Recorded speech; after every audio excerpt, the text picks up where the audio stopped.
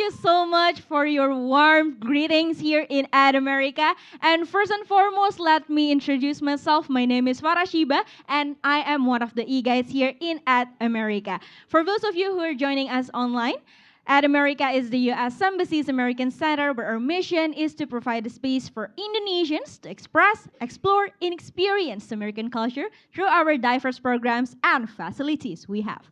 And now you're watching Forum Pelajar Indonesia, United, Empowered, Achieving, where we'll discover unlimited potential and inspiration needed to navigate your future path, both in academic and your career. But before we start our talk, we have a trivia quiz for you, and the question is it true or false that networking plays a minimal role in Gen Z's learning strategies? If you think you know the answer, kindly submit it through our social media platform, and for those of you who answer it correctly and quickly, we'll get a shout out from us at the end of our event. And ladies and gentlemen, boys and girls here from Forum Pelajar Indonesia, without any further ado, let's start our first panel discussions, and this session will be moderated by Program Manager, Indonesia Student and Youth Forum. Everyone, please welcome Aulia, Rahmi, Azda, or Kak Ami.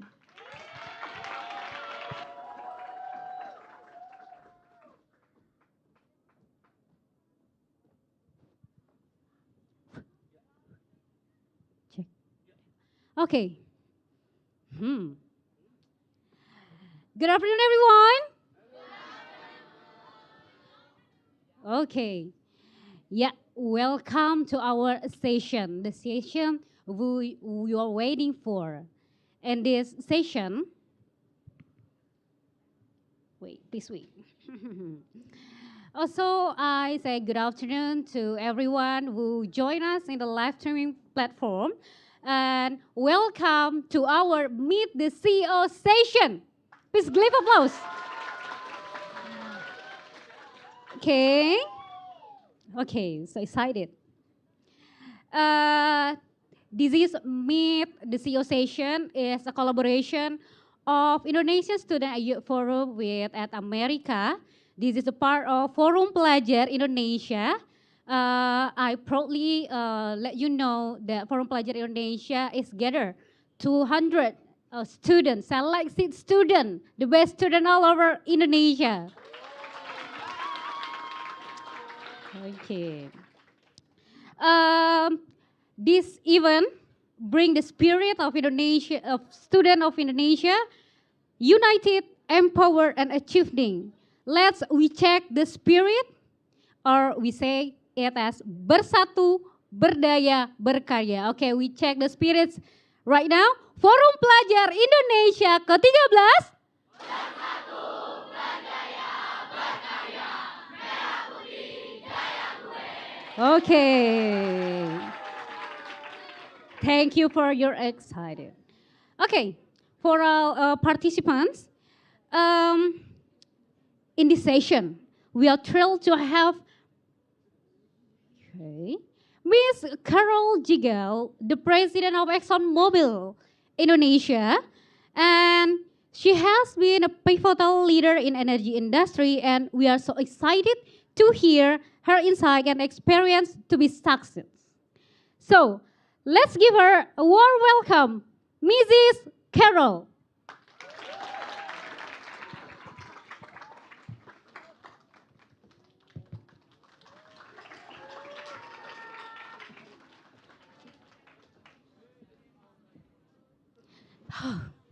Nice to meet you, Ibu Carole. Sama-sama. Okay, so Selamat sore. I think the student can't wait for your session, for your insightful journey to be success as the president of ExxonMobil Indonesia.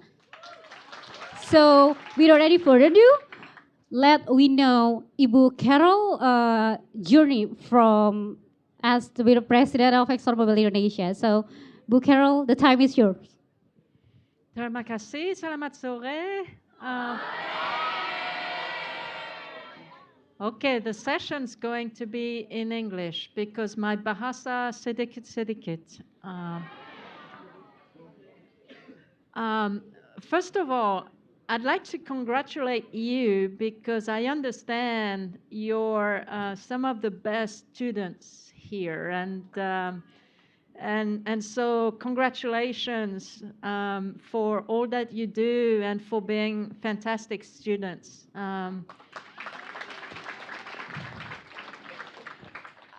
I am myself a strong believer in education and the power of education. And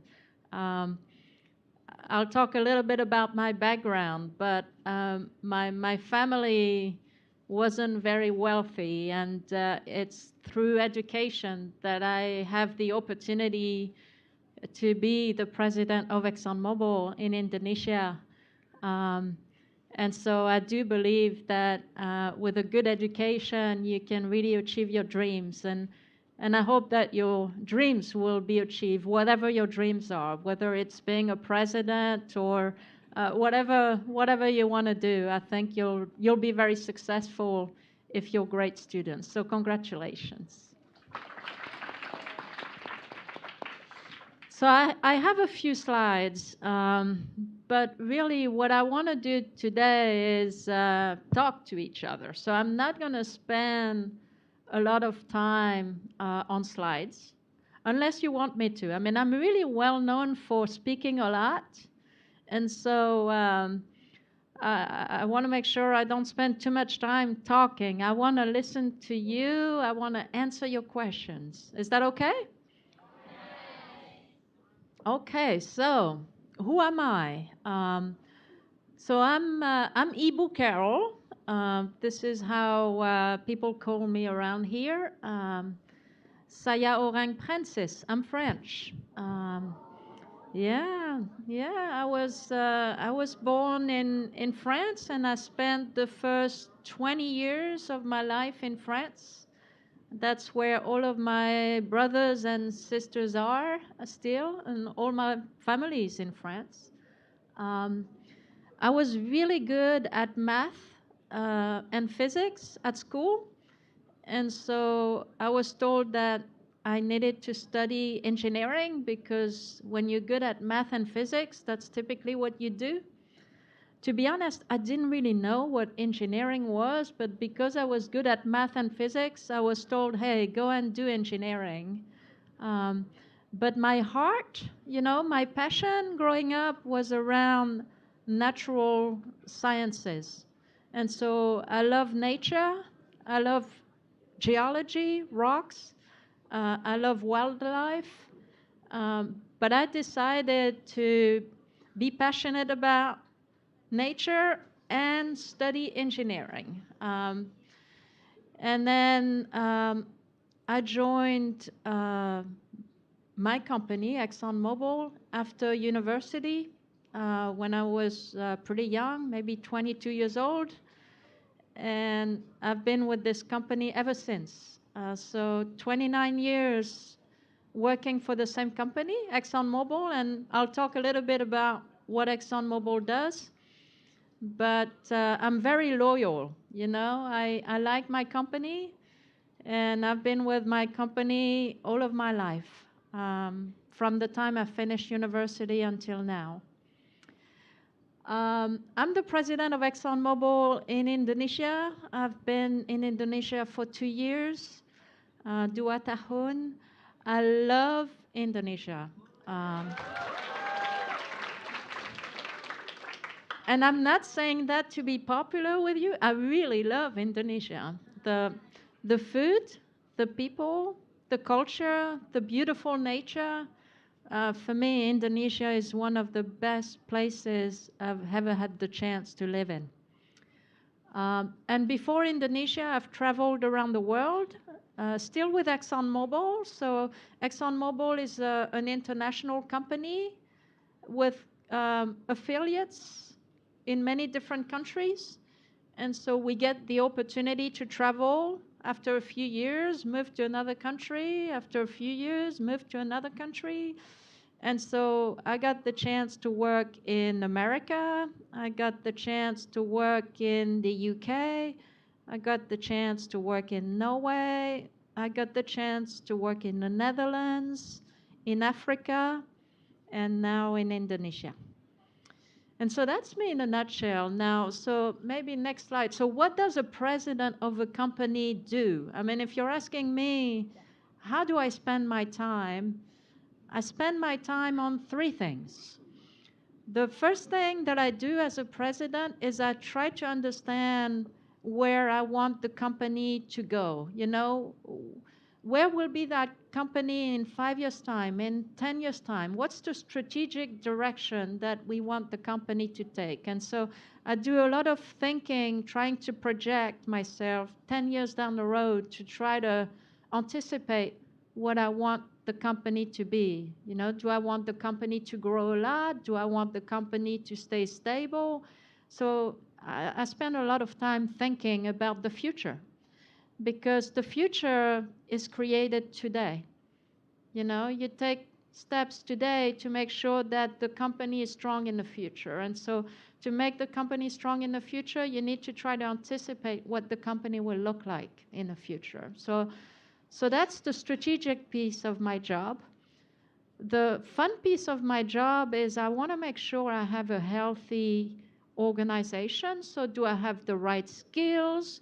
Do I have the right amount of people? Do I need to hire more? Do I need to train people? And so that's the second part of my job, and I enjoy that a lot. It's all about people. And then the third piece of my job is to make sure that the company delivers on the objective, the business objectives. And so in our case, we're an energy company, and so we make sure that we provide affordable energy to Indonesia, to the region. And so I need to make sure I deliver that business objective. And so these are the three things where I spend my time. So that's what being a president of a company means. It's not all about, you know, talking at events. It's not about giving orders to people. In fact, I don't give many orders, to be honest. I just give a direction. I make sure my people have the right skills, and then they go and do the job. So that's how I work. So maybe next slide. So ExxonMobil, the company I'm the president for in Indonesia, what do? We produce oil and gas. In fact, we produce 25% of the oil in Indonesia. We provide fuels, lubricants, chemicals. So, you know, if you have motorbikes, maybe you're too young for that, but maybe if you have motorbikes, if you have cars, then they need fuel to run, they need lubricants to run, and so we provide those products. And then we are also working on energy transition. We're trying to find solutions to reduce emissions such that we fight climate change. And so this is what we do as a company. What's really special, I would say, about ExxonMobil is we put a big emphasis on people. And so that's the next slide. The man you see here on the left-hand side is our global CEO. So we have a global CEO, and then we have a CEO in each country, and I'm the CEO for Indonesia. But you can see that our global CEO has said very clearly that the best asset we have as a company is our people. If we have the best people with the right training, the right skills, then the company will do well. And so we put a lot of emphasis on people as a company. Specifically, what we do is we want to attract the best. We want to develop our people, give them the right training, the right experiences, and we want to retain those people, because what you find is when you have the best people, other companies are trying to steal your people. And so we got to make sure that we reward our people with right benefits, right salary, good work environment.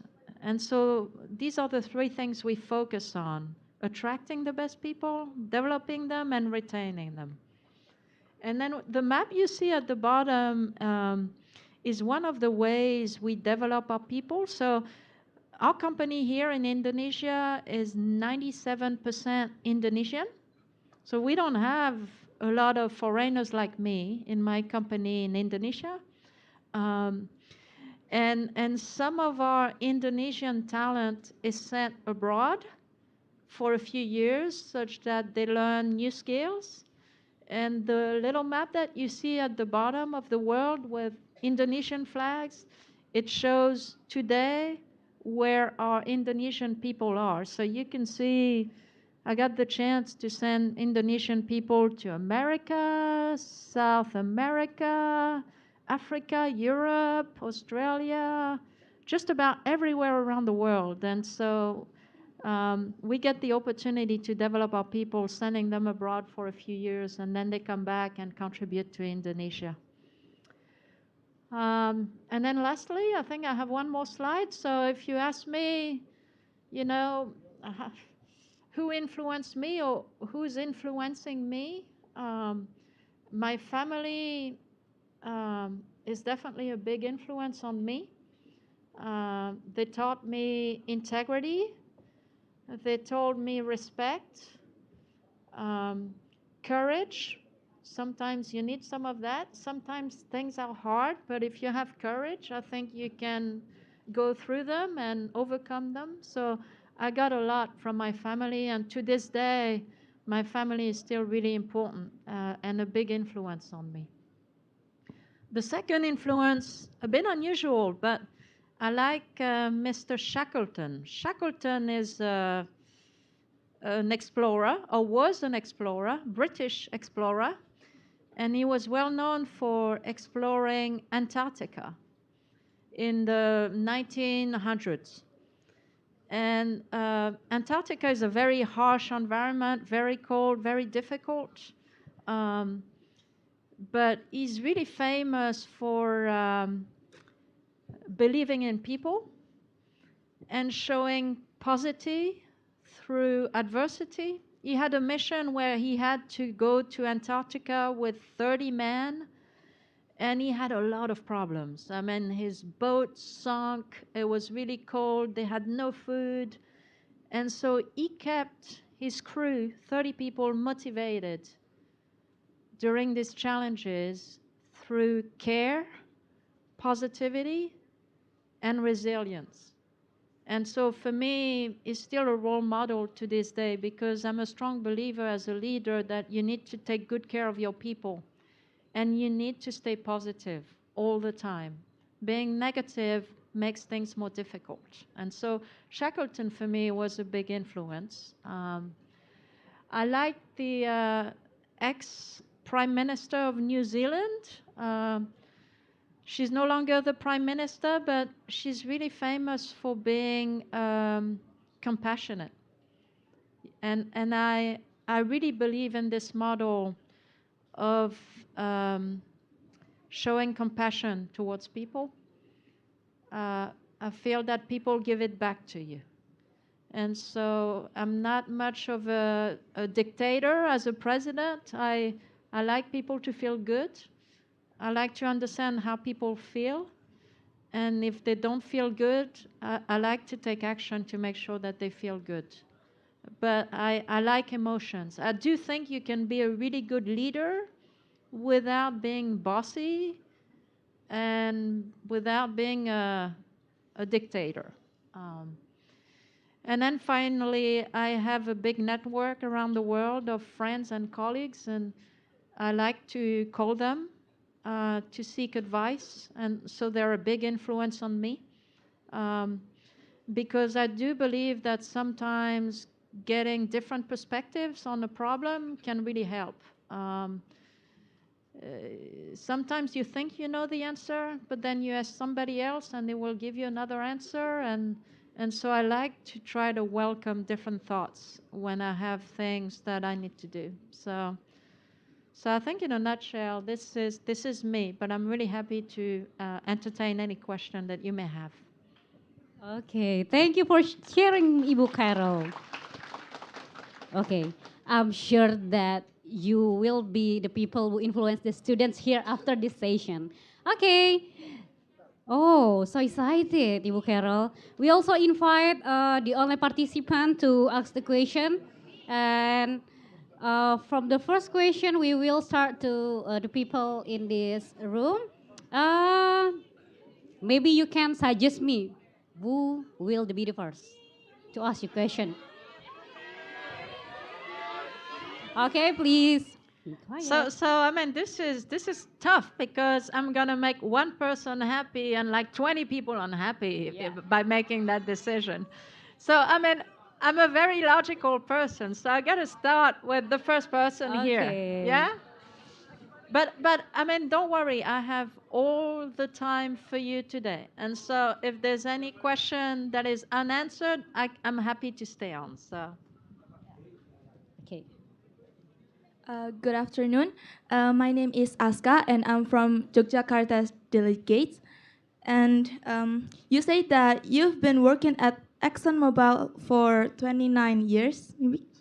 It is a long time. So my question is, what makes you choose to stay in the company for a long time? And have you ever feel bored or tired maybe of it? Thank you. This is yeah. What a great question to start. So thank you for asking. Um, what's terrific with ExxonMobil, and I'm sure it happens in other companies, but ExxonMobil is really good at that. Is ExxonMobil moves you from one assignment to the next roughly every 2 to 3 years, and so within one company, it's almost like having many different jobs. Um, and so, just to give you an example, I joined as an engineer with ExxonMobil, but at some point in my career, ExxonMobil asked me to go and do operations, so something much more mechanical. I didn't have a mechanical background, but I learned. And then they asked me to do commercial work. I had never done commercials, so that's okay. I learned. Um, and so, what I really like with ExxonMobil is you get to experience a lot of different things. Each one of them is like a new learning challenge. And that really fits my personality because I love learning. And so I never got bored because every 2 to 3 years, I got a new learning opportunity. Um, and so my career feels like many different careers. In 29 years, I've never done the same assignment twice. So every day, when I wake up, and I can say that honestly, when I wake up, I'm really happy to go to work. I feel energized and passionate about what I do. Okay.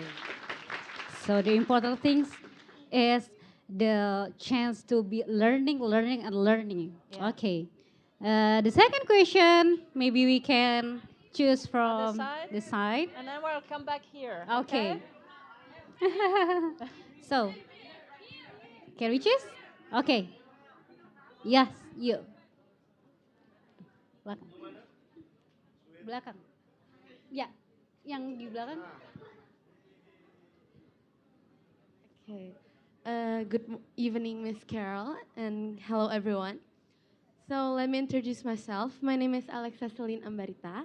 I'm from East Jakarta. So I have questions for you, and it's very simple and basic, I guess.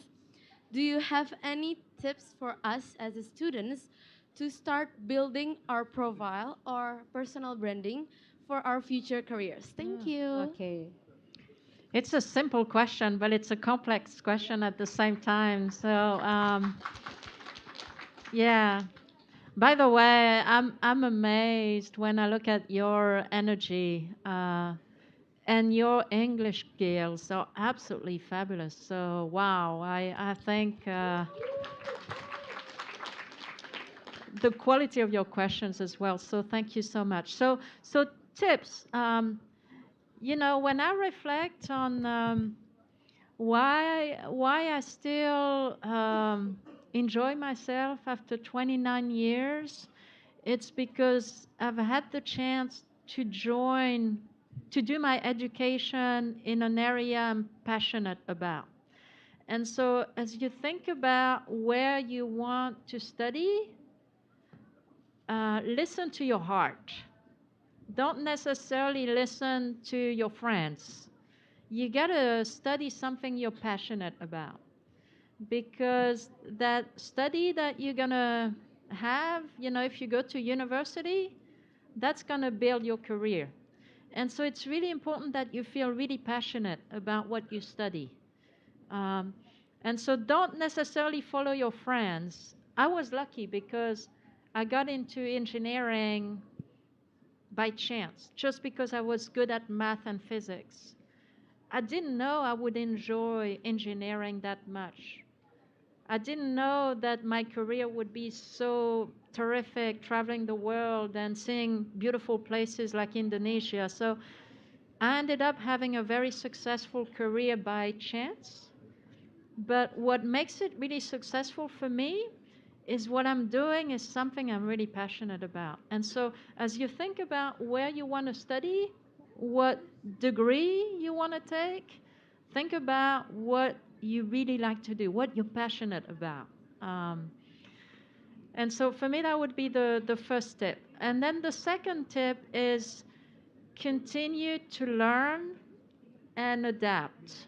When I reflect on when I joined the company 29 years ago, what society needed wasn't what society needs now.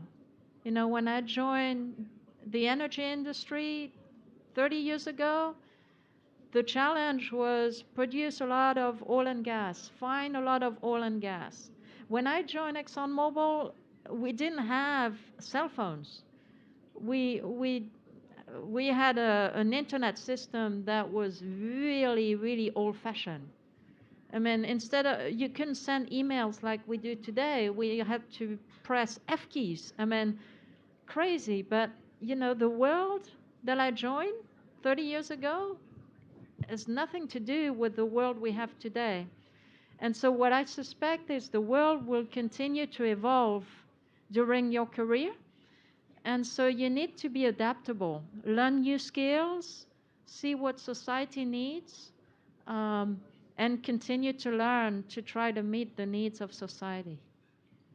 So two things: join university or studies you're passionate about, and continue to learn and adapt depending on what society needs. Okay. So they have to know what they want in the future at first. Okay, the next question. Please, maybe we can choose. Oh, in the uh, middle now. Okay, in the middle. Yeah.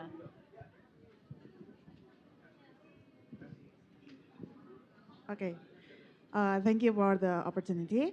Uh, before first, let me introduce myself. My name is Asma. I'm from Banten, and my question is two.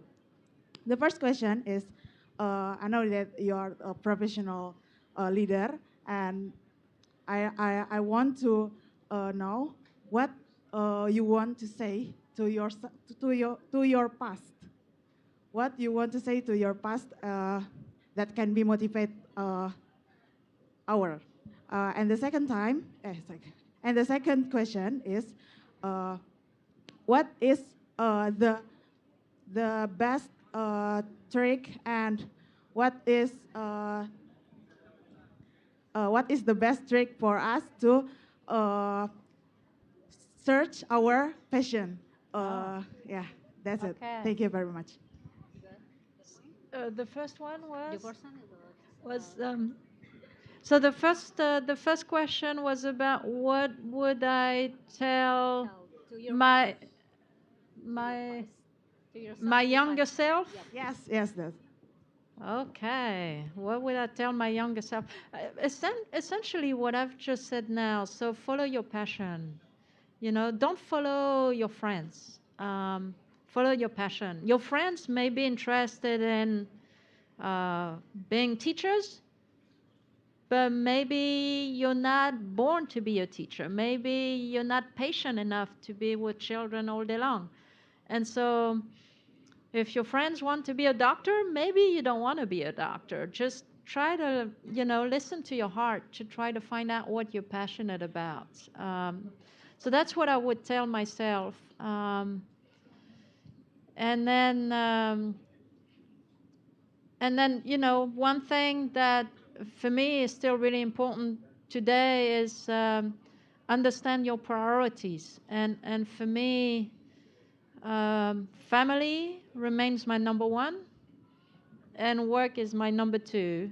So, but I put family as a priority before work, and so it's really important to know what's really important to you, what's precious to you, and stay true to that. And then, what would I tell you to get you inspired? Well, I'd say, look, don't set any limit to your dreams. If you're passionate about something, go and do it, and don't let others tell you that you can't. You try. If it doesn't work, that's okay. At least you can capture the lessons and then move on. I always say that I've never had any failures in my life. I've just had learnings. There are things that I've done and they didn't work. I've learned from them, and I'm a stronger person because of that. And so I'm a strong believer in learnings, but for me, the word failure doesn't exist, because every time I haven't been successful, it's been such a good learning that it's made me stronger. Yeah. Okay. Okay. The next question. Okay. Oh, so excited, Ibu Carole. Maybe we can choose at the oh, kasih satu aja Pak. Okay. Yeah. The man who's standing with the glasses. Yeah, you.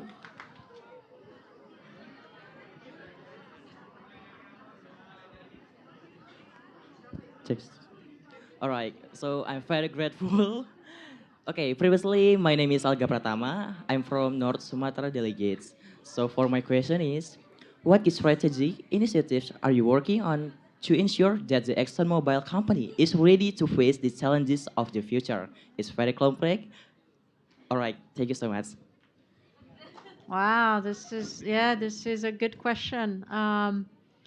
So our company, ExxonMobil in Indonesia, is progressing a lot of opportunities. We are producing more oil and gas for Indonesia, because we feel that it's important for society to have affordable energy. And so we are currently studying opportunities to increase oil and gas production in Indonesia. In the same token, we have the challenge of climate change, and so we think that it's really important to reduce emissions. And so we're progressing some very strategic initiatives to try to reduce emissions. And specifically, we're working on what we call carbon capture and storage. And it's about taking emissions from industrial areas and then putting those emissions deep under the earth.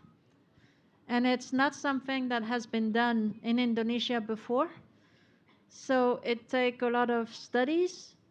It takes potentially new skills. It takes a lot of discussion with the government to make sure we have the right policies in place. And so I'm trying to balance providing oil and gas energy to the world, as well as tackling climate change.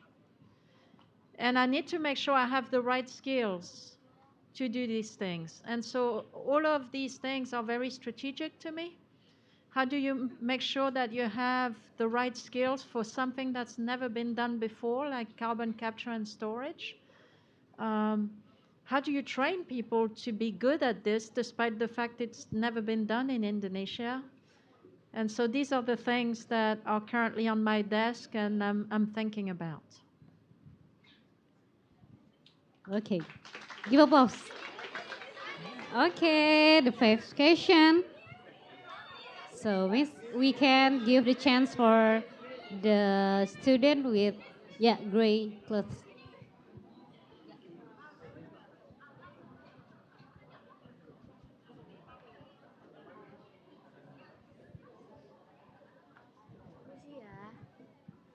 Check. Okay, let me introduce myself. My name is Erika Kamislami. I'm from Islamic Boarding School of Darul Arkam Muhammadiyah Gomara Makassar, and I'm from South Sulawesi. So my question is, uh, so this is my first time hearing about ExxonMobil, and I want to know what impact ExxonMobil has on the world economy. Thank you. Okay. Well, ExxonMobil, we call it ExxonMobil or Exxon. We're an energy company, and so if you think about how you power cars, motorbikes, how you provide electricity, anything plastic, um, anything really comes out of oil and gas right now and petrochemicals. And so we provide affordable energy to Indonesia and to the world. ExxonMobil is one of the largest private companies in the world. We have affiliates around the world, including Indonesia. Um, and we provide affordable energy to the world, and we also provide solutions for energy transition.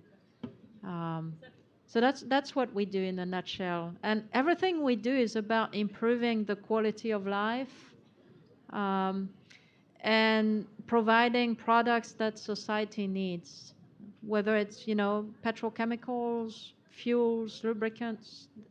Society wouldn't work without energy, and so that's what we're trying to do. Okay. Okay, the next question, maybe from the left side. Uh, the girl in front of, yep, in front of us.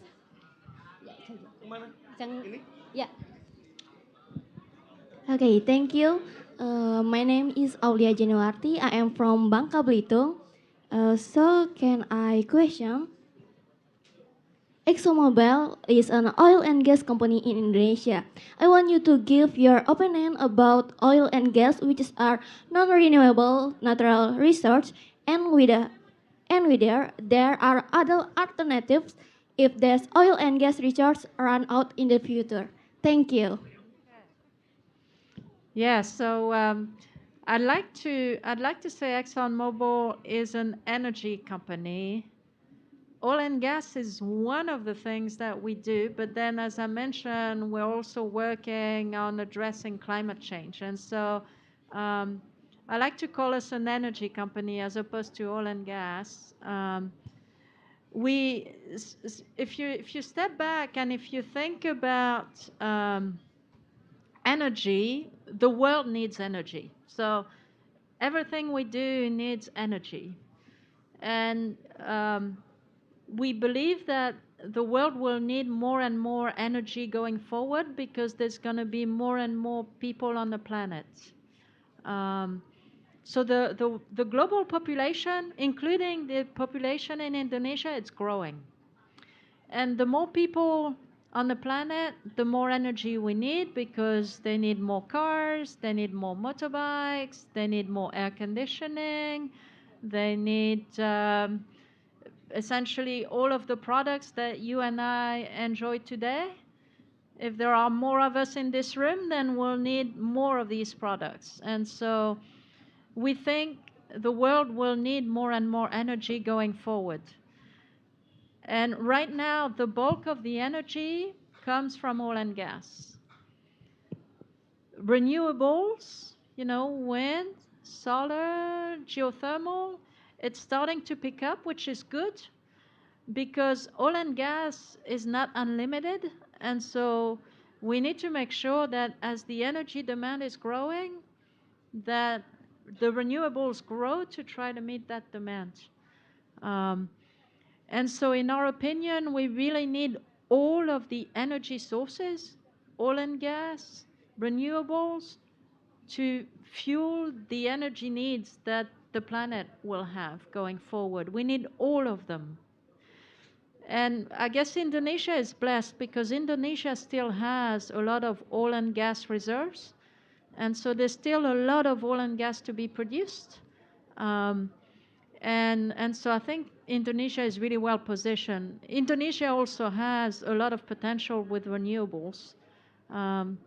And so this is a really good place to be because there are a lot of opportunities to provide energy to the world. Okay, give applause. The next question from this side, maybe we can give the chance for the boys. Yeah. Yes. Good afternoon. My name is Arifin Abistiawan. I'm from Central Java. So I have a question. You already this company in a very, very long time. So I think that needs very much energy and very tired time. So I have a question. I have a problem in my organization. I'm a leader in my scout organization in my school. Sometimes I lost my motivation to come out with my friend to bring out the spirit of my friends. So that's all. Thank you.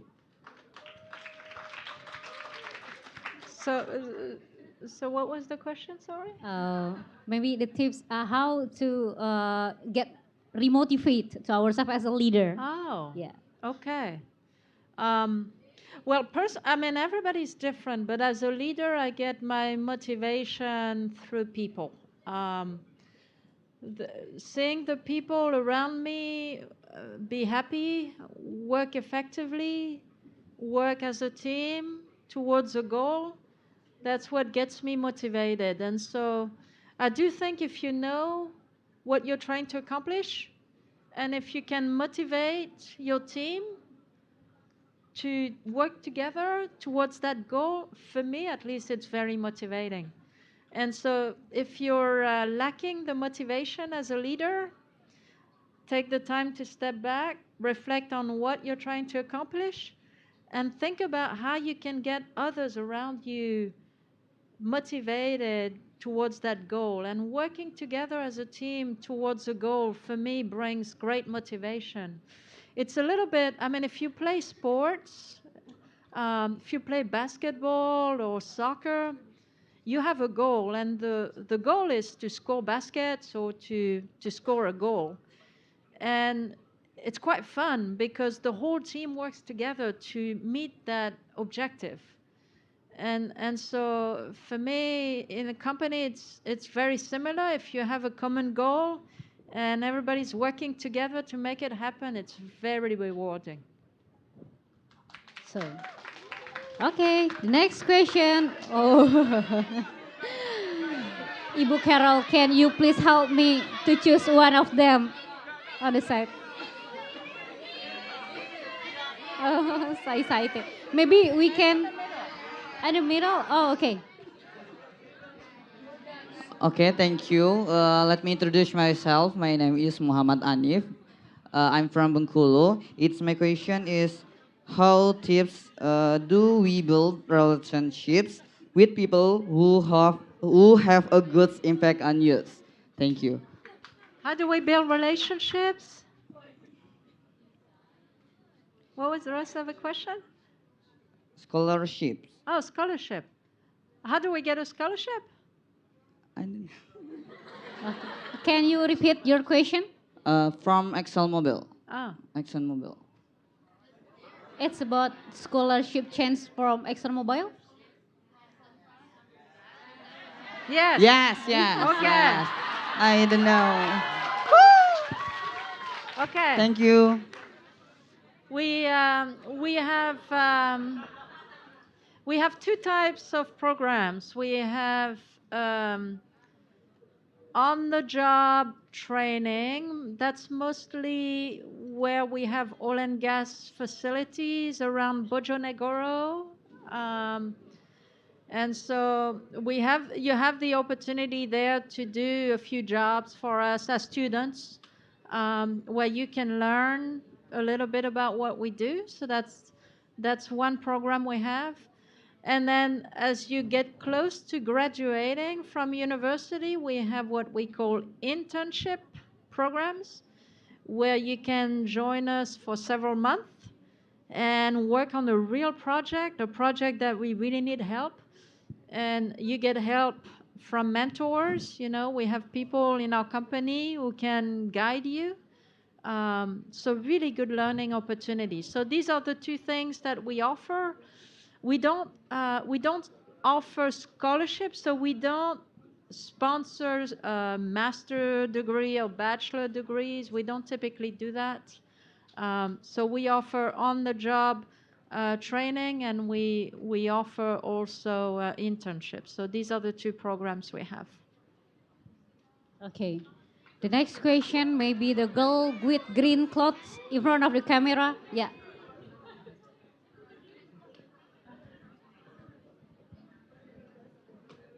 Hi, Miss Carole. Allow me to introduce myself. My name is Yasmin, and I'm from South Jakarta. And so I have two questions. My first question is, so as we all know that you are the president of ExxonMobil Indonesia, and so I think that is very inspiring for me because I also want to pursue a career in oil and gas in STEM later. And so I think that we all know that women in STEM are very undermined because women are vastly outnumbered by men in STEM. And so I've been wondering if you had any struggles into achieving what you have become today. And also my second question is that because I myself am very interested in oil and gas and in oil and gas companies, and I also want to pursue a career in that in the future. And so I've been wondering if you have any specific programs for students and fresh graduates in your company. Thank you.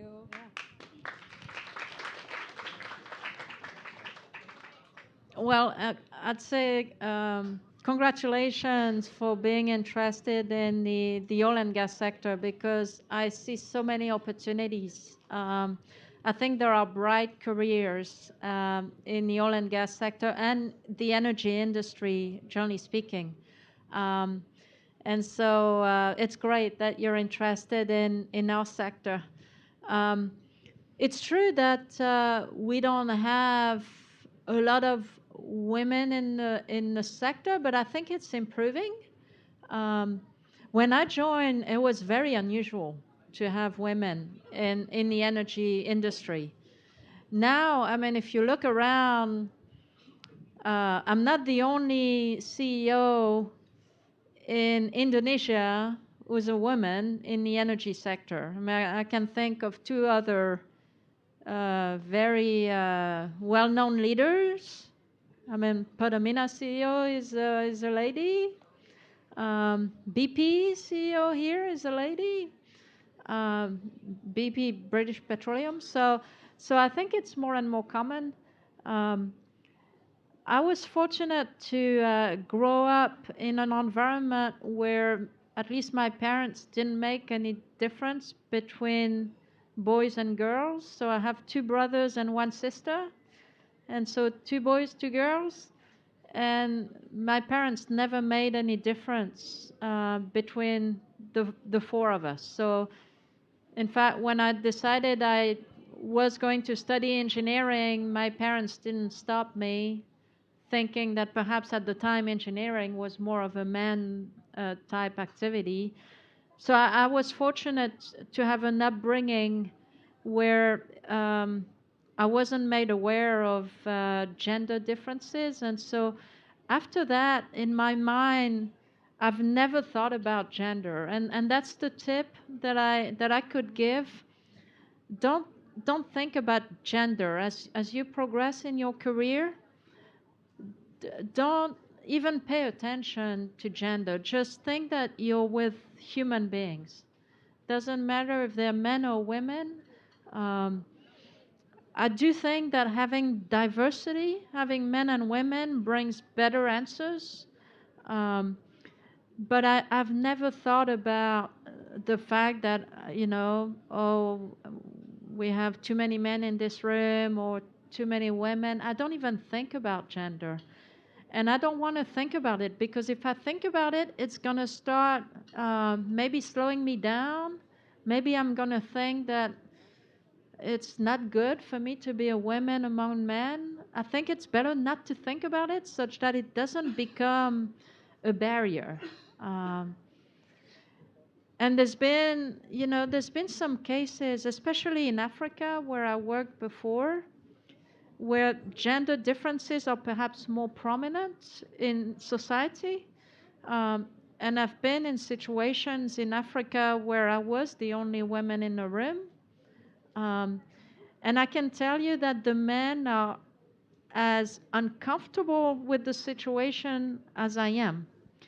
And so not thinking about gender is a really good thing, because you got to understand, if you're not comfortable with the gender in the room, the other gender is also not really comfortable. And so you're uneasy and they're uneasy. And so my advice is, don't even think about it. Just do what you got to do, and then people will respect you for the contributions that you bring, regardless of gender. So yeah, don't think about it. And then on the opportunities for fresh graduates, again, internships. Just pay attention to our internships, because we really try to make the internship valuable learning opportunities, like real jobs, essentially, in our company for students who are about to graduate. Okay. I think it will be the last question, Miss Gall. So, okay. For the last, we give the chance to the teachers. Okay, for the teachers in front of us.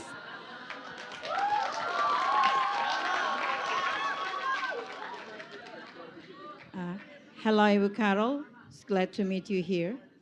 As an English teacher in a suburban area or even remote area in Papua for more than 2 decades, I've been exploring all the materials when I was at downtown. Even though I live in village, but I really want my students to not in a villager's opinion, but they will still acceptable internationally for their mindset. And a couple years later, 2006, 2007, I quoted some material from ExxonMobil, collaborated with the Jakarta Post, with the Youth Speak tabloid, monthly printed. But later on, it was dismissed because printed materials is no more again. My question is very simple. Can we still get that material, so when I come back to my students in the remote and suburban area in central Papua or southern Papua, and I will still decorate academic material for them? That's my questions. Thank you.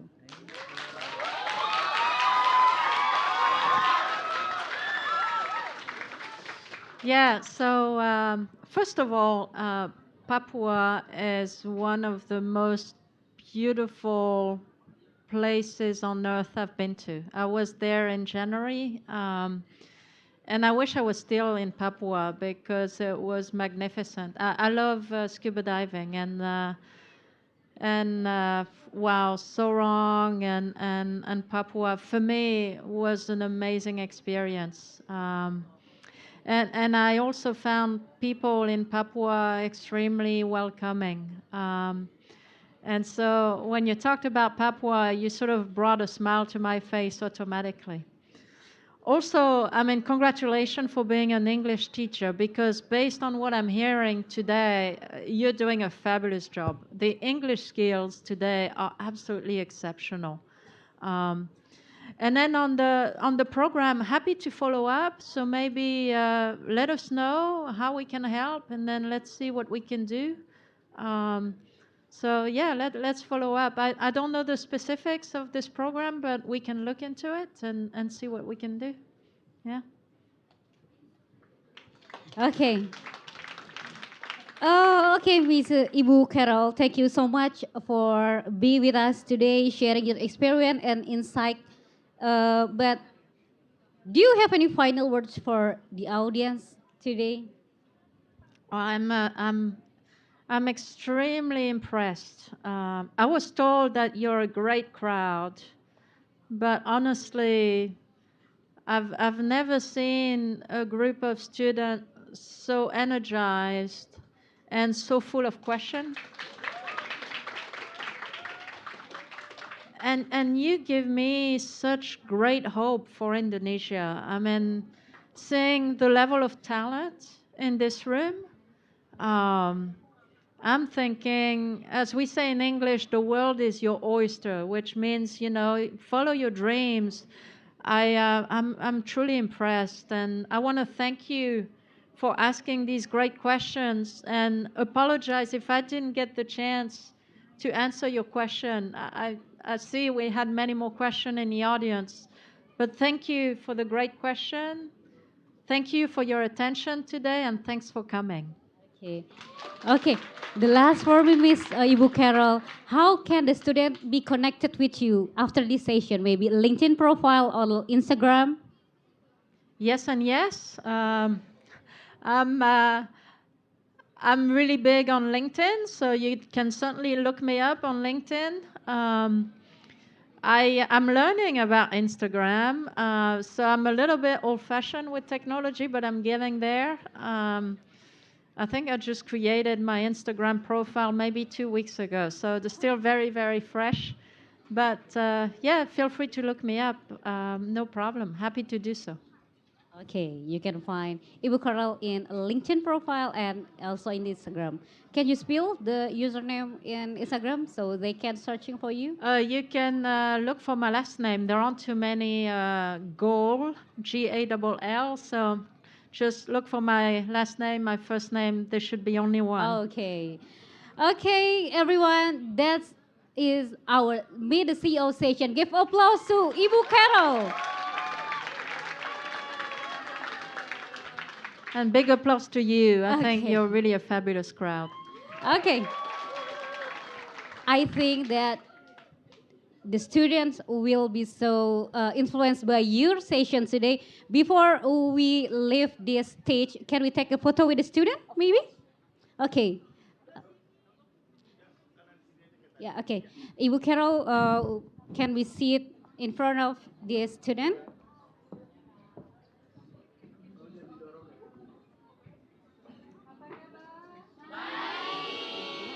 Jangan pindah ya. Oke.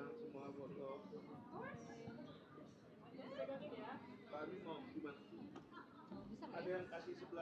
Boleh geser. Kasih space.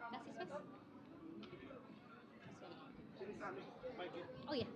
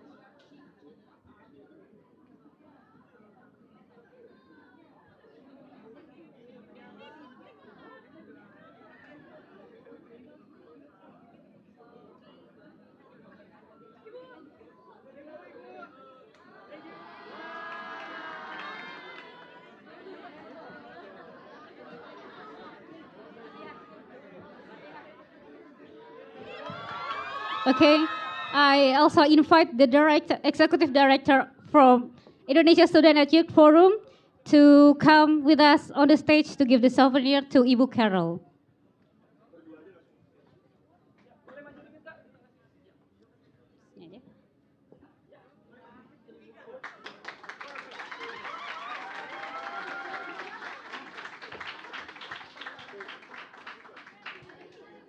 Okay, we have also the book that the students write from Forum Pelajar Indonesia 13, Ibu Carole.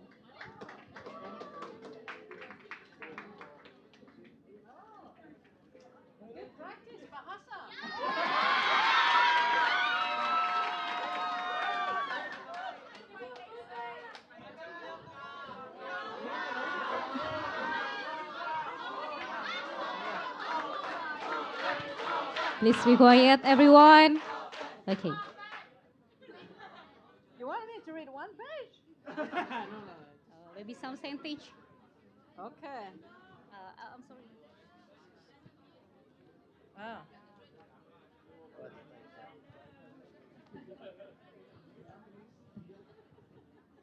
Okay, you're gonna have to be patient with me.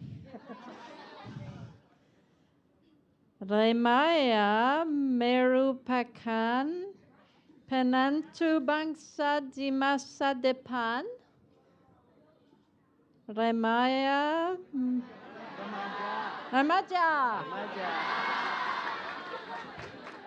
Memiliki kekuatan yang besar untuk mengubah suatu bangsa. Is that okay?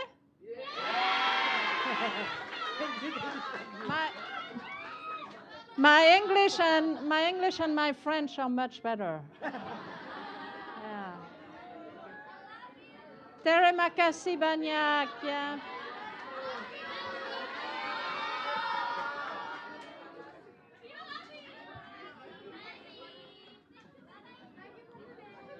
Okay, thank you, Ibu Carole, for this amazing session and insightful. Okay, thank you, Ibu. You can obey to your seat.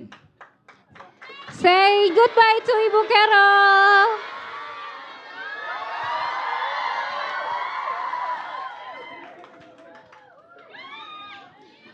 Okay, everyone. I think that from this session, you will be so motivated to be success in the future. But the next session is more amazingly because this session will direct to how to find your career path with inspiring alumni. And this session will be moderated by Kak Ansa. Kak Ansa, the time is yours. Okay. Hai. Masih semangat? Forum Pelajar Indonesia ke-13.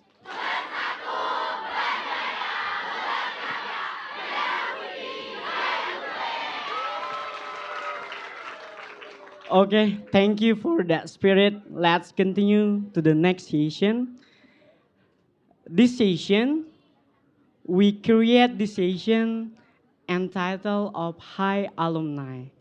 So the main idea of the session is all about how can you maximizing and prepare your future and can find your pathway in the future to be successful. This is a really special session because we have special speakers. All the speakers is the alumni of the fourth of Forum Pelajar Indonesia. So for the online audience, first maybe let me introduce myself. My name is Ansa, and now I'm a chair of Forum Pelajar Indonesia ke-13. And Forum Pelajar is one of the ISYF annual program that held yearly, and we held in Jakarta. Now we have more than 5,000 alumni of 4, and we are honored to have a good speaker today because these 2 speakers are my friends, and we are the 4th Forum Pelajar Indonesia alumni. And the first speaker is Apri Rokhyadi.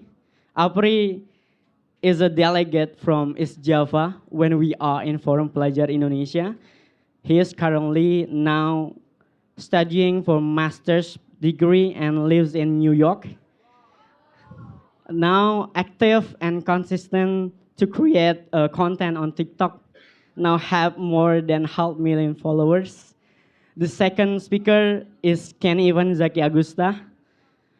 Kenny now works in Google, as we know that Google is one of the big IT company.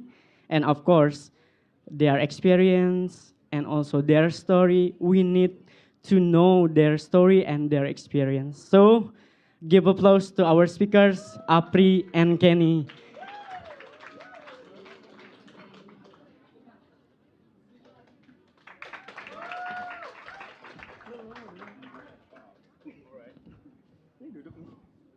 Yeah.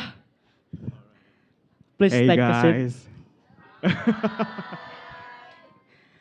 So, without for any further, we start this session with the first presentation by Apri. So, Apri, time's yours. The floor is All right. yours. Thank you very much, Ansa. Can I hear your voice? Yes. Give me some fire. All right. Wow, it's quite nerve-wracking, actually. So, 12 years ago, I was there, yeah. I was sitting on the floor. Oh, okay. Thank you, Mas Ansa. I was sitting on the floor. I do not know why, because I guess there was no space left on that side, the bleachers, if that's how you call it. But you know what? As what Mas Ansa said before, that I represented East Java. Anybody from East Java? We. Oh, so many, yeah, so many. All right, so, well, my name is Apri Rokhyadi. Yes, I go by Apri, but you can find me on social media at apriroh_. So, I have 500,000 followers. Any one of you guys follows me on TikTok? No? Okay, I bet I'm gonna have like 200 something new followers. Okay, if you do not follow me right now, I will block you. Okay, no. Okay. Well, being a part of Forum Pelajar keempat, being a part of this amazing community has been amazing journey for me. It's such a life-changing moment for me as well. I'll tell you why. This was my second time of going to... Why? It was 12 years ago. Well, you know what? This was my second time of coming to Jakarta for a special purpose. The first time for me was, me joining National Science Olympiad for junior high level, but I didn't win. I failed, but then another opportunity came with me being accepted to represent East Java at the 4th Indonesian Student Forum in 2012. For someone who never had schooling or experiences outside of my hometown, well, I'm originally from Blitar. Do you know Blitar? Where Blitar is? Oh, really? Wow, so I have a brother there. Okay, so... So you know what, guys? As someone who never had any experiences outside of my hometown, Jakarta sounds very exciting for me, but also very terrifying at the same time. I still clearly remember how I prepared so many things to go here, and after finally getting here, not only did the Jakarta lights, the glitz and glams, the hustle and bustle that felt overwhelming, but also the people I met, the students that joined for Empat at that time, they seemed very intimidating. Why did I say that? Because they seemed very confident, they seemed very articulate, and they seemed, they had like so much experience about anything that were being discussed throughout the forum. And I was like questioning myself, do I deserve to be here? Am I good enough to represent East Java at this forum? Because at that time, I was not very active. I was shy and I was unsure. I was not sure of myself at that time. But you know what? The next day, there was something that came across my mind. I said to myself that I cannot be like this. I need to step up my game. It is something that, it is a rare opportunity for me to get to see, to get to meet, to get to engage with so many accomplished individuals from all over Indonesia, like you guys are now. So the following day, I challenged myself to be more active. And you know what? This place at America, at Pacific Place, was the place where, for the very first time, I raised my hand and asked questions and make everyone in the room listen to my voice. And it was about education between Indonesia and the United States of America. And you know what? 10 years later, I got accepted in New York University, and I got to fly to New York City to continue my master's. So believe in life. Life is beautiful if you believe it is. So for those of you here who feel like you have not met your, the most of your time here, you are not active yet, you still have time. Sure, you still have time. So right after you go out from this session, I hope you guys start talking to the people you haven't talked before. Start making conversation. Start making meaningful connections, because, that will change your life. Because I believe it did the same thing to me.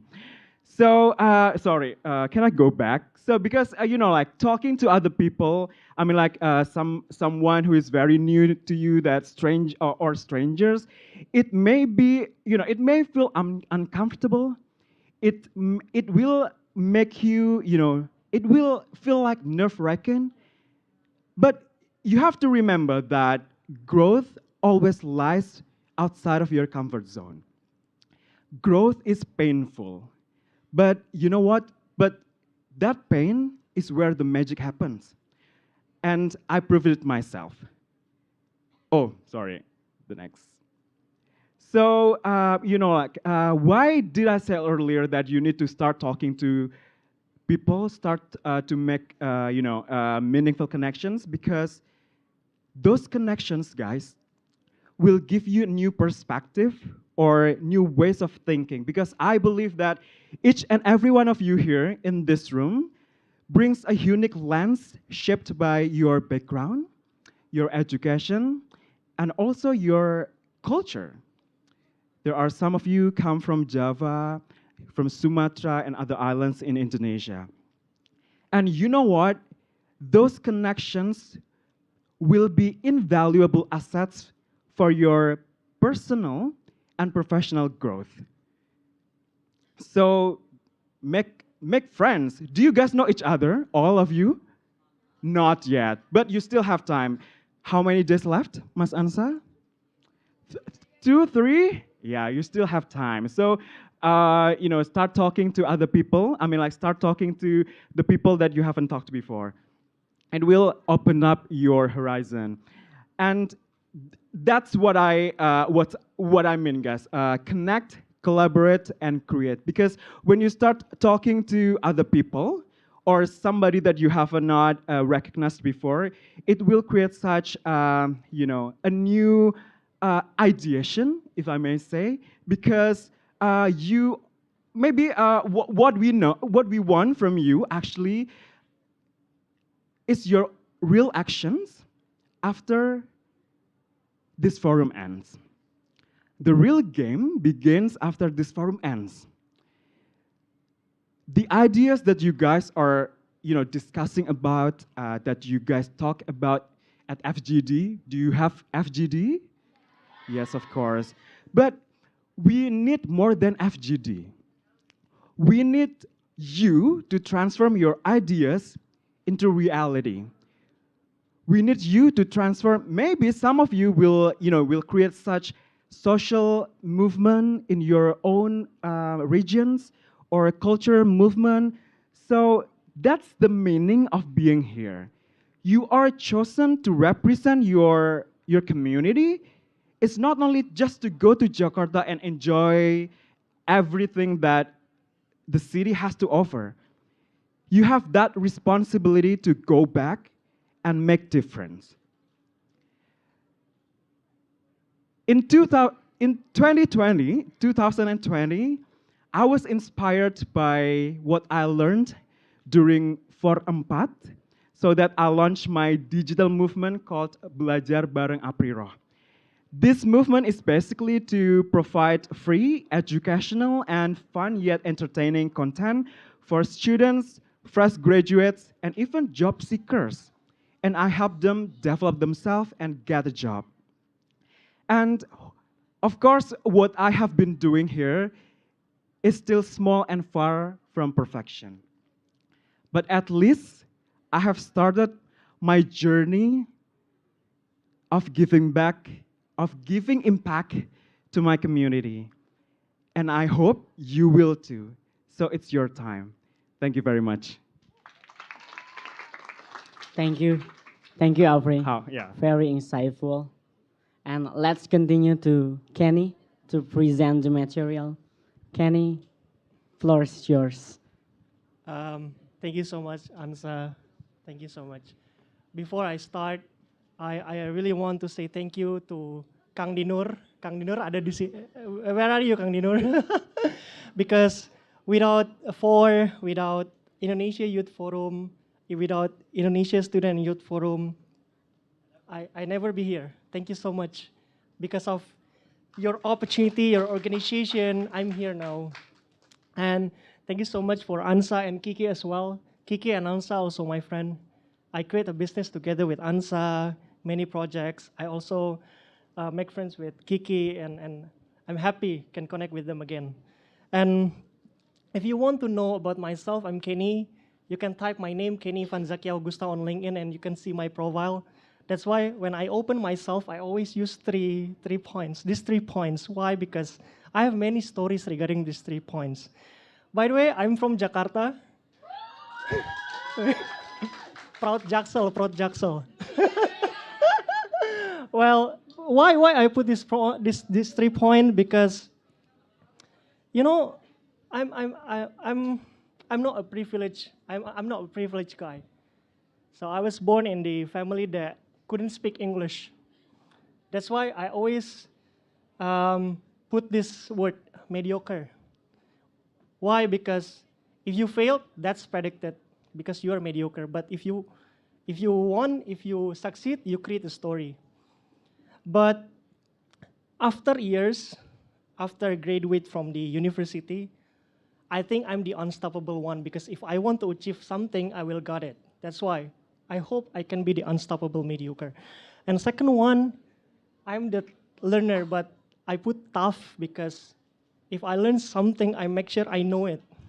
It's very hard to learn something. It's very hard to learn new things. But you couldn't change everything if you never learn. But make sure you're a tough learner because it's really hard to learn something new. And third one is the servant leader, hopefully, because I believe if you lead something, you should serve the people. You should help people. So that's why I put these 3. Next, by the way, those pictures, same with Apri. I also graduate from Forum Pelajar Indonesia in 4th edition. So go ahead. I just want to let you know that everything is a process. You don't need to take everything instantly. You don't need to buy a car tomorrow. You don't need to work at Google tomorrow. Even I never imagined I can work for Google, by the way. You don't need to get the popular university tomorrow. You don't need. Everything is a process. You should enjoy the process. If you look at my slide, I start from ISYF, same with you guys. But after ISYF, I don't get the top university. If Apri got ITB, I don't get ITB, by the way. Even ITB don't see my name. Oh my God. So, but I mean, I'm very sad at that time, but I think that's okay. I know, guys, you aim high for the university. University of Indonesia, Gajah Mada University, Bandung Institute of Technology. But you know, I'm from Gunadarma University, but I can compete with the global talent. It's okay. It's okay. I can guarantee you, it's okay. Next, after that, after I don't get the top university, I apply so many programs.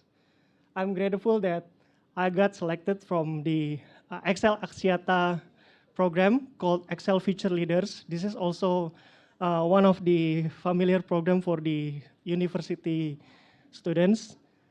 Even my friend work at America now, so I got many networks here. And after XLFL, I'm very grateful that I can work for Roland Berger. It's a consulting company from Germany. It's similar like BCG and McKinsey, but they are from Germany. Next, I'm helping WhatsApp expand to Indonesia. If you aware about WhatsApp Green Tick, everyone aware about WhatsApp Green Tick? Bank BRI, Bank Mandiri, Bank BCA, Manulife. If you open your WhatsApp, you can see some brands got the Green Tick. Now Blue Tick, I guess, because they changed from Green Tick to Blue Tick. I help many companies, many enterprises in Southeast Asia to get the WhatsApp Green Tick. And you know, after Kiskas, I create my own startup. Why this one is declining? Because yes, I got selected for Y Combinator. If you know, Y Combinator is the accelerator in the world in the Silicon Valley. I got Y Combinator in 2021. So I'm happy, but my startup is bankrupt because my co-founder is let me go. So that's why I put into the downside. But I can guarantee you guys, don't worry if you don't got the top university, because if you are a gold, you are a gold. And after that, I go to Makari. When I working for Makari, I'm very happy. I was the principal there. I'm leading the company doing international expansion. And after that, I'm working for Google now. So,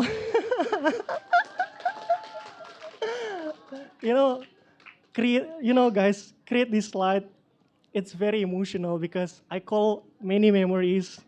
I call many struggles, and I met a girl that I really aspire in this forum. So it's very emotional to me.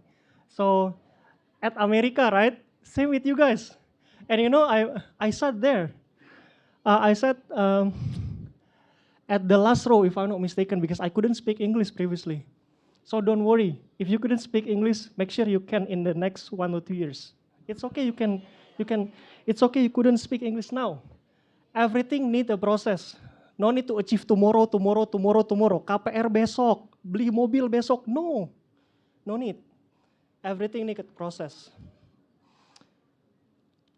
And after Forum Pelajar Indonesia in 4th edition, I tried to join another ESYF program called Indonesia Youth Forum. Previously, I'm still in the senior high school, by the way, but I got selected in the 2nd Indonesia Youth Forum. I'm very happy. I know many smart people, many students, many exposures from this forum, because now I'm not compete with the senior high school student. I also compete with the university or college student. which just give me more perspective, give me more, what is it, networking and etc. So make sure after this program, you also register the Indonesia Youth Forum. Maybe, I don't know, Indonesia Youth Forum still exists or not, but I trigger you, I encourage you to join the youth program, no matter what, because that's how you can create a process. Next, after that, I also being a committee at in 4-5 edition. So I'm very happy I can manage the 4 in Forum Pelajar Indonesia in the 5th edition, together with Taufik and many people. So I just want to say that after this, make sure you also serve the community, helping the community, helping the people that help you grow. And previously, I think 4 is the one because I never be there. I will never be here if I never joined the 4 in 4th edition. And also one of my best friend. Why I highlight this? Because Apri said that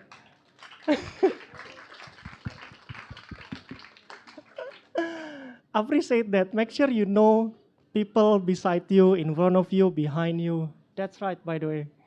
I don't know Ansa previously. But through this forum, I know that Ansa is one of the participants. And after the event, we talk many things, and after that, we create a project together.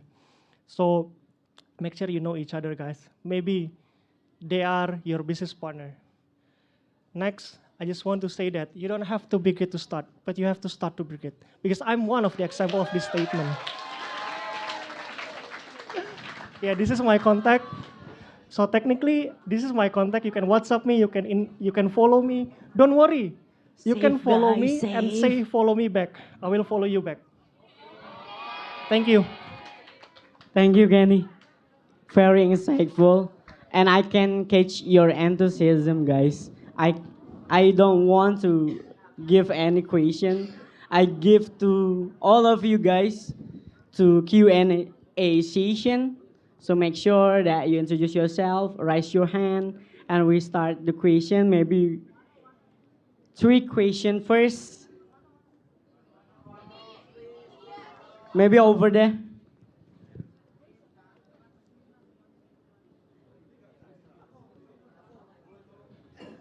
Check. Okay, thank you.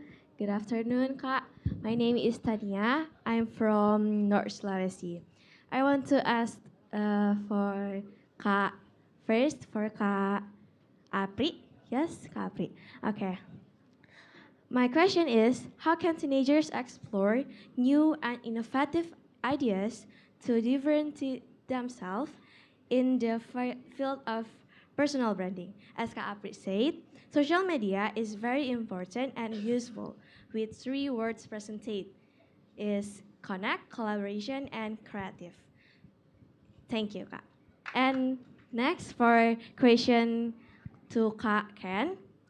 I'm amazed by the groups presented earlier by Kak Ken, such as XLFL, Future Leaders, and others. And my questions is, how to develop yourself by participating in various activities, his ability to provide tips and tricks, to be more confident and able to socialize. Thank you. Okay, thank you. I think you can answer directly. Yeah, okay. So, what is her name again? Sorry. Tania, from North Sulawesi. Right? North Sulawesi. Oh, I went to Bulukumba years ago. That's not North, that's South Sulawesi, right? Okay, yeah. Okay, well, how to say? I mean, like, for those who have not heard Tania's question clearly, I guess you were asking about how we can like create our personal brand.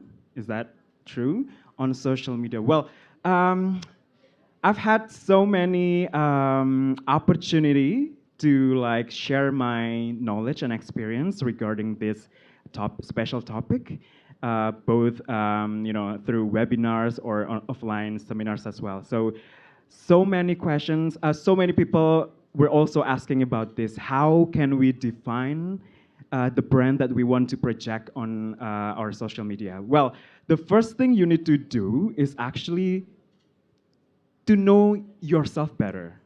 I mean, like, the aim of personal branding or on social media is always, for me, it's always coming back to, your values or what you want to achieve in life, if I may say. I mean, like, for example, you want people to value you or, perceive you as someone creative.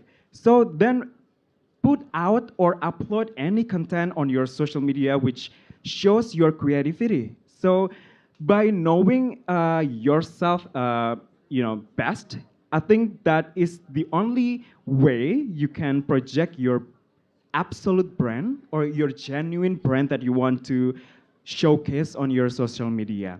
Of course, like when we talk about personal brand, it's not always, being honest to yourself. But for me, again, being honest is the key to your sustainable brand that you want to, put out on your social media as well. So for me, the only way to start identifying your brand is to know yourself, your strength, your weakness, or what you want to achieve in life, and so on. So yeah, hope that answers your question.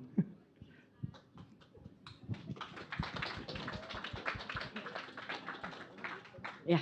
By the way, Tanya, just want to make sure your question is right. Do you asking about how to survive when I join many activities? Is that correct? Okay, technically, I will summarize into 3. The first one, create a strategy. Create your own strategy. I always create strategy because I'm stupid. How to compete with smart people? No way. You need to create strategy. You know your strength, you know your power. If smart people can read 1 book, make sure you can read 10 books. So I always create a strategy, and I always focus on my goals, not people goals, because Bill Gates said that if you compare yourself with others, you are insulting yourself. That's correct, by the way. Number 2, after you create strategy, make sure you create a clear execution. Make sure you do trial and error. Many people fail because they always assume. They never execute their ideas. They never execute their initiative. What's the point? And number 3, of course, I always said that you need to create a good energy. Have a good time management. Always make time.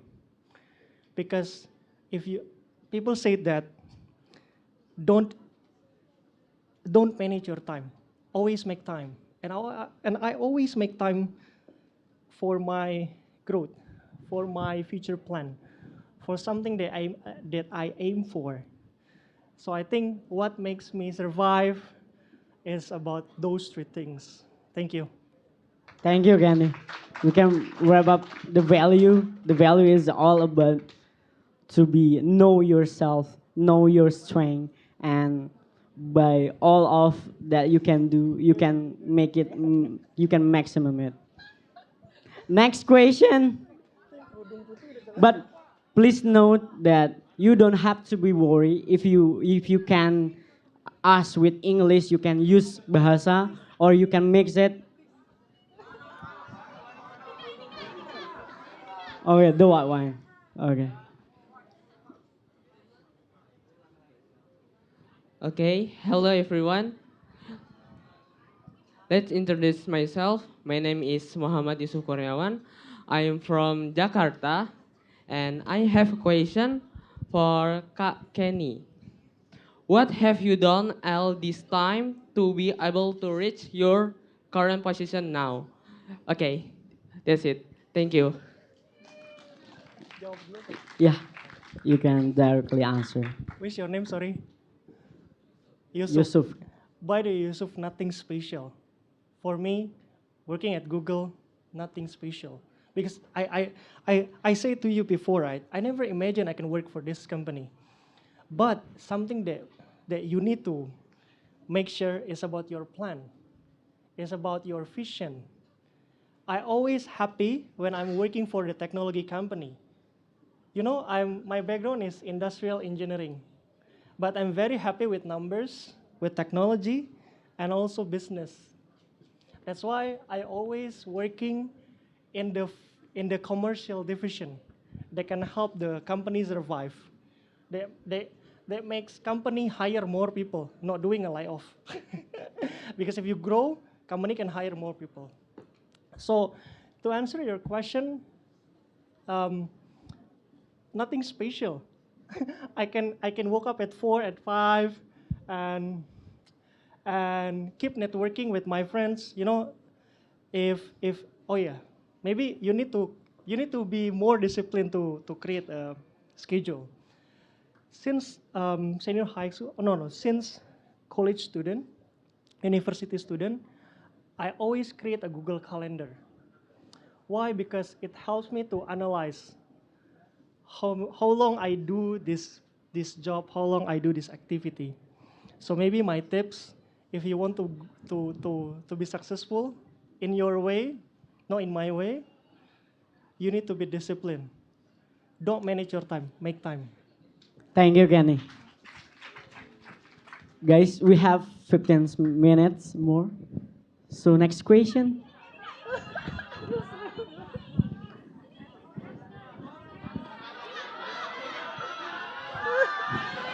We move to the left, right? Over there. Yeah.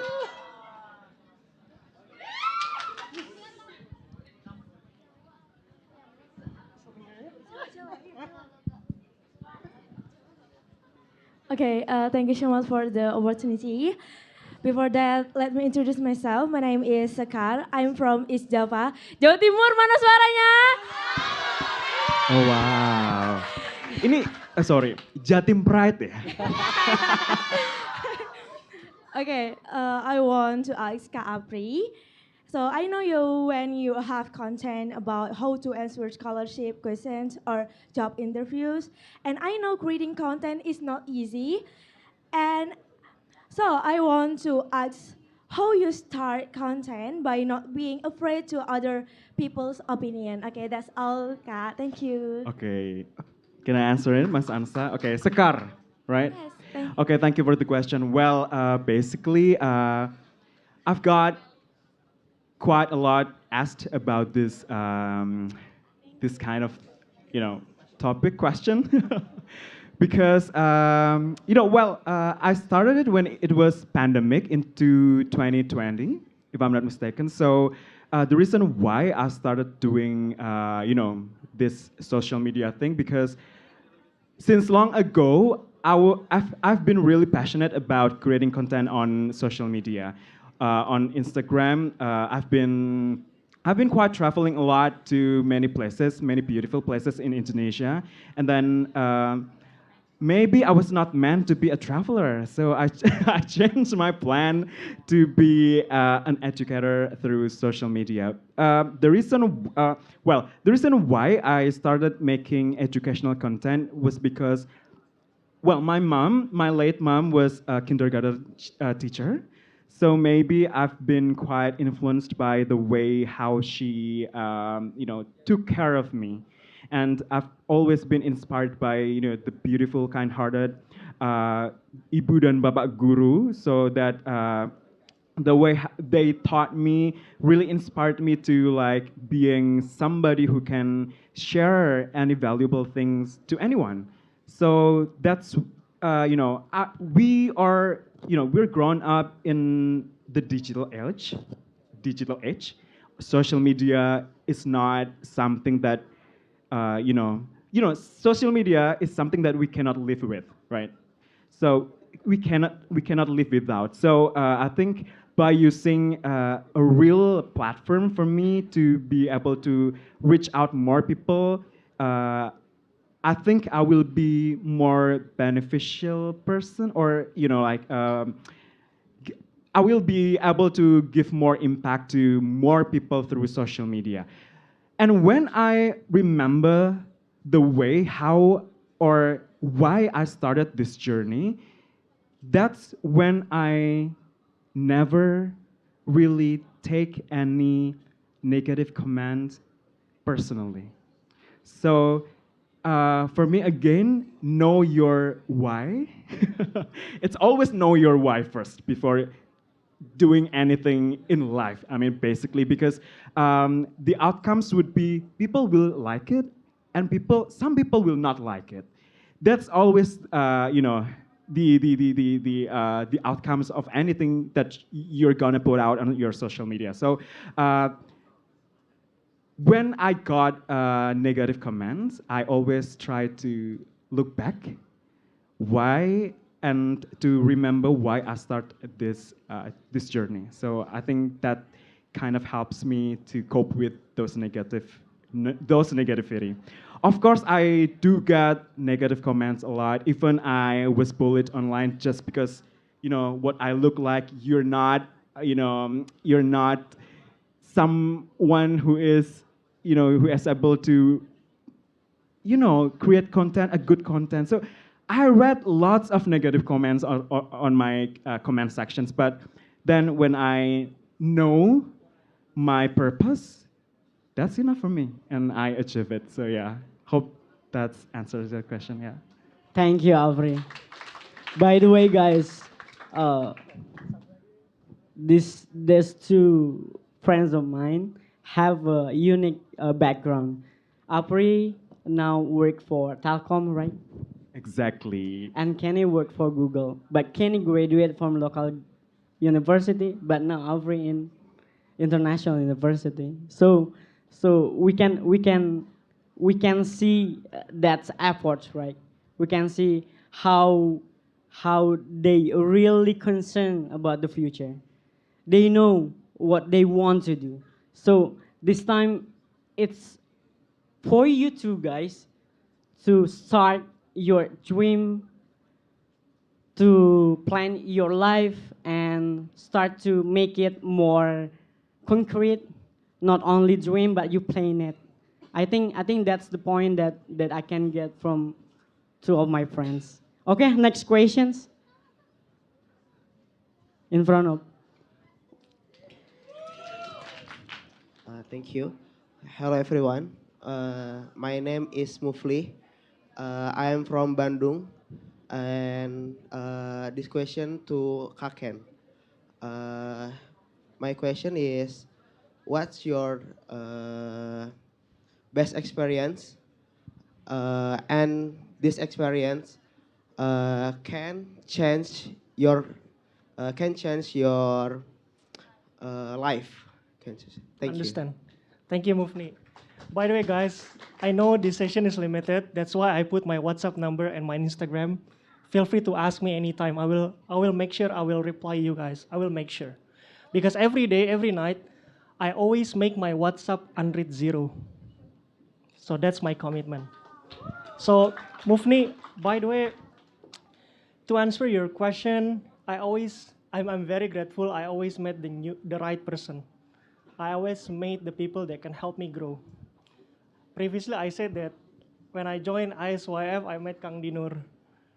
And after that, in this forum, I met Ansa. Not only Ansa, by the way, I also met many people, many inspiring girls, many inspiring men, many inspiring people that can help me grow. So the first one, I always met the right person. Number two, make sure, this is my personal preference, yeah. Number two, make sure you are not arrogant. Because as a millennial, I always think, this is assumption, yeah. I always think that if you achieve something, you feel like, okay, I'm a superstar. No, you're still young, man. You're still young. You're still 20s. I'm still 20s. There are so many times, there are many things that you can do. And after that, after you achieve something, when you fail, you feel like, I'm an asshole. I'm a loser. No, you're a human. It's okay to make a mistake. make sure you admit it. So number 2 is, what is it? Genuinely believe, what is it? Believe you are as a human being. Believe that you are a human. And last point, number 3, this is something that I always say to everyone. I'm not sure you can do this or not, but believe it or not, I always try to helping more and more people. Sometimes I have strategy that I shared to you before, right? To Tania, right? But if someone need my help, I always try, I always do my best. I always make sure that I'm helping you guys. I'm here. I always make sure that if people need some helps, I make sure I was there. So that makes me create a connection, deep connection with many people. So it's easy for me to share something. It's easy for me to have many perspective. And the important point, I'm not giving sympathy. I have a good empathy. So that's my answer. Hopefully answer your question. Thank you, Gani. One question more. Okay.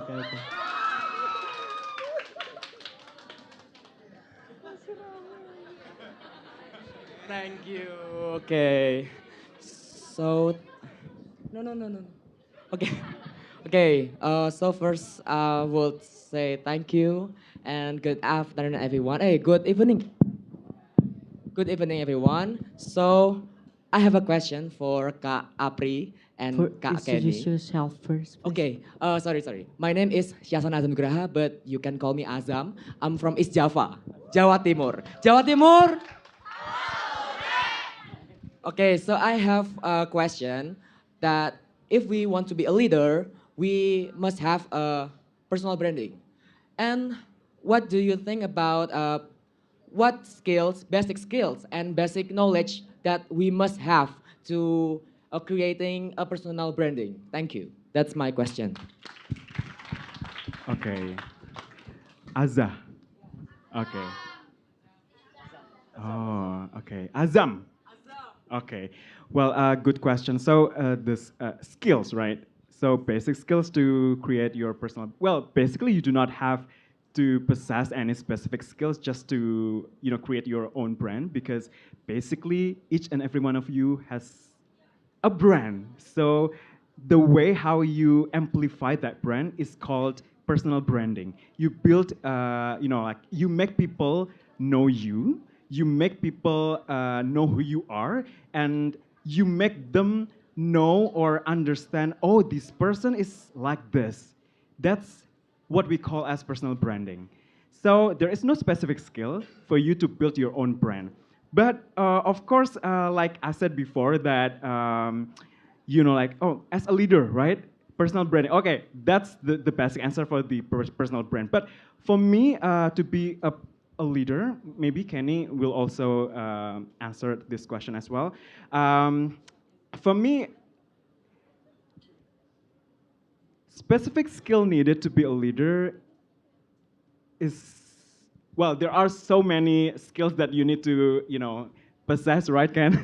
But one thing that I want to explain is about people management, if I may say, because as a leader, you gotta work with so many individuals, maybe with different backgrounds, with different perspective, and how you can, unite them to actually achieve your mutual goal in a team. I think that is the basic or the fundamental skill that you need to possess, as a leader. So there are so many skills, for example, communication skills, and then time management, blah blah blah. But for me, the most or the basic one would be always people management. That's it. Yeah. Thanks. Thank you, Apri. Don't worry, guys. You can send your direct message to Apri too. Yeah. Who has followed me? No one? Okay, maybe last question, sure.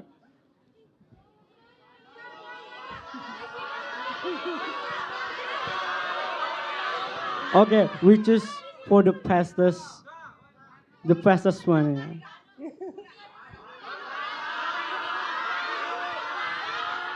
Okay, okay, okay. Okay. I will pick the last question. Okay, okay.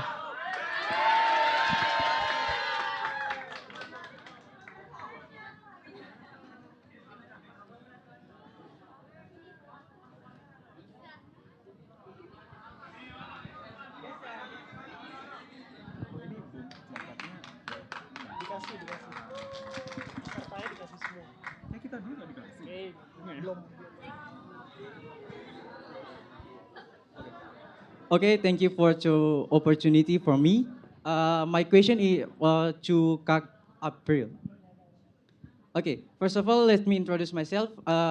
My name is Ikon Alconsena and I'm from Maluku province at Ambon City of Music, and I think so you're, you know.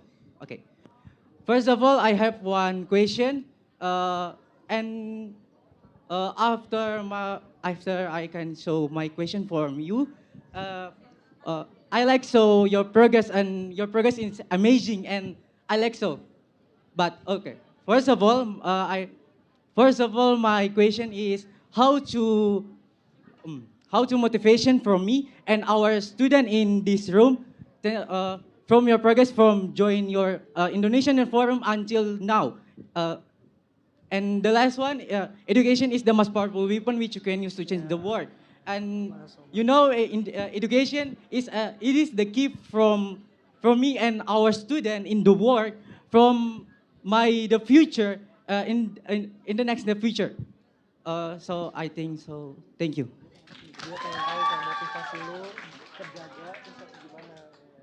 All right. Thank you very much for Maluku, right? Okay.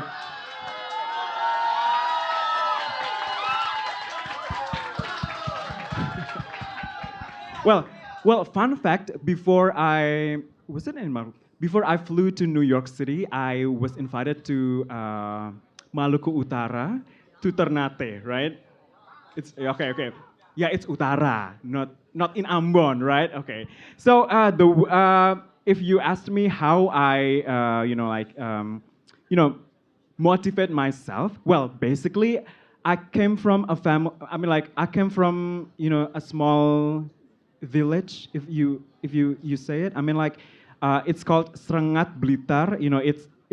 It's 4 hours drive from Surabaya and blah blah blah. So I'm not privileged enough. But coming to this forum is always a privilege for you. You get to meet lots of inspirational leaders, lots of accomplished individuals that you can learn from.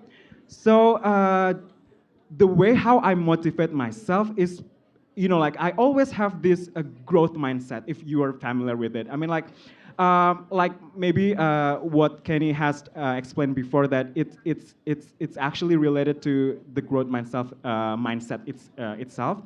Growth mindset is always, oh, they're taking photo there. Okay, let me answer this very quickly. So by having growth mindset, you will be able to actually keep the fire within yourself alive.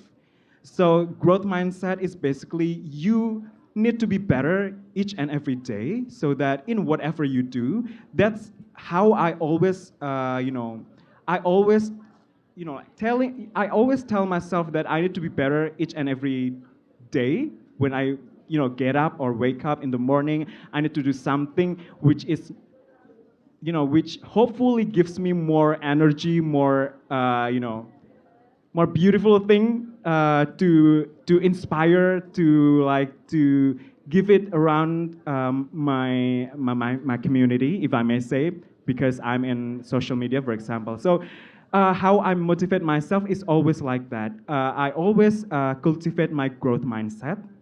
Yeah, learn about growth mindset, because the time is up. I need to stop it. Must answer, right? So the answer would be always growth mindset. Growth mindset. Okay, you got it? Okay, just Google it. growth mindset, and then you'll find it. Yeah. Okay, time is up, guys. Sorry, time is up. You can Time is take a up. note. You can take The a pressure note is on because it's red already. You can take a note and make your own conclusion for the sessions, right? Thank you for your attention. So let's we close this session. Thank you for your spirit, guys. Thank you, Apri. Thank you, Kenny. Guys, now here we are after 10 years of four. So let's close this session and I give to Farah to take the floor. Thank you. All right then, thank you so much to all the speakers and moderators. Yes, sudah 2 sesi kita lewati bersama di At America. Tentunya banyak sekali diskusi yang sangat insightful dan tentunya memotivasi teman-teman semua untuk terus belajar, terus berkarya untuk mencapai cita-cita teman-teman semua. And earlier in our event, we do have a social media quiz. And the question was, is it true or false that networking plays a minimal role in Gen Z learning strategies? And the answer is false. Networking is crucial for mentorship, guidance, and career opportunities. And shout out goes to @noprida 2019 from Instagram for answering the question correctly.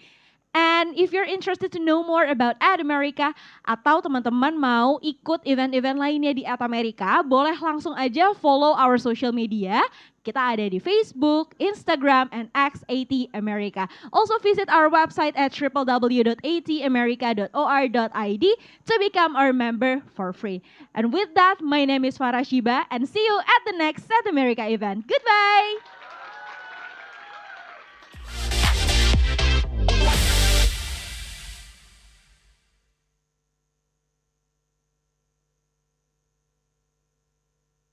Oke, untuk